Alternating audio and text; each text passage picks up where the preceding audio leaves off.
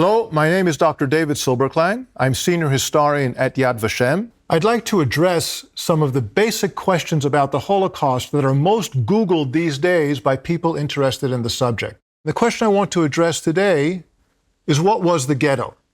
To begin my response, my explanation of the ghetto, I'd like to read a brief quotation from the diary of a teenager in the Lodz ghetto, one of the largest of the ghettos during the Holocaust in Poland.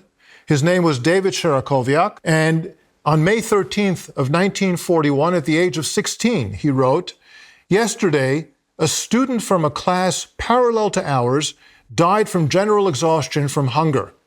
Because of his terrible appearance, he could eat an unlimited amount of soup at school, but it didn't help him much.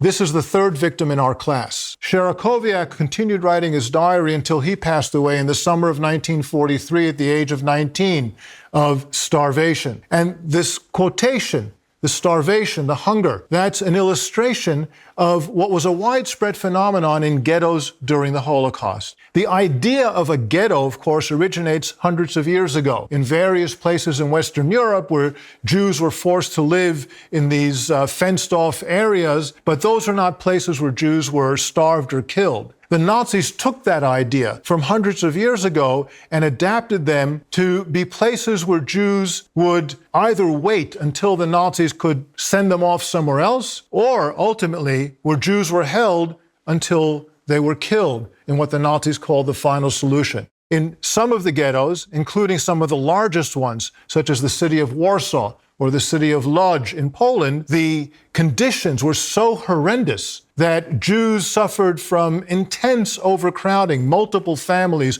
in one small apartment. They suffered, as a result, also from epidemic diseases that would spread because of the overcrowding. They suffered from starvation. In the Warsaw Ghetto and in the Lodz Ghetto, in both of those places, more than 20% of the Jewish population died of the conditions of the ghetto before the Nazis ever came along to send them off to murder sites.